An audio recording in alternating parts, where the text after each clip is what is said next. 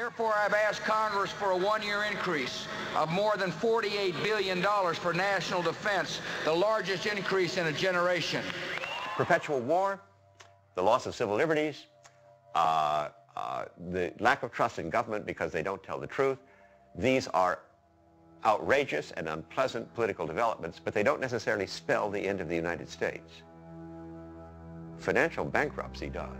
To maintain the Bush administration's war doctrine, massive increases in military spending have been required.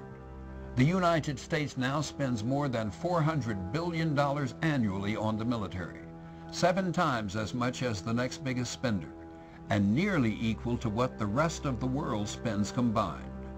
Such vast expenditures on military machinery and war, together with the largest tax cuts in history, have driven the Bush administration's record budget deficits.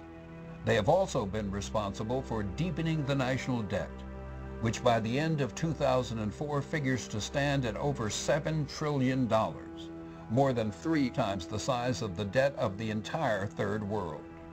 Foreign countries hold the notes on about 1/3 of this unprecedented U.S. debt. Debt is reaching forward to future generations, taking their wealth, bringing it onto current account and spending it.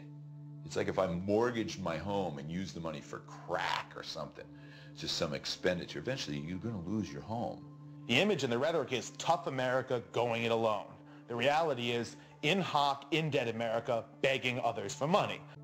And the basis of U.S. economic strength today is the fact that the dollar is the reserve currency all over the world. And that's a political phenomenon. Now, if tomorrow, and I think it will occur tomorrow or the next day, these countries decide that that makes no economic sense for them. It never made political sense, but it makes no economic sense for them. Then the U.S. goes down the drain. I mean, it really goes down the drain in terms of a real reduction in standard of living and so forth. Over the next few years, if the neocons get their way, we're going to see increased money for the Pentagon, increased tax breaks for very wealthy people, and fewer dollars that are going to go to education, housing, health care, and other basic needs. Things that can't go on forever don't. What we're talking about right now is the rigged American economy can't go on forever, and it's not rocket science to say so. I'm a war president.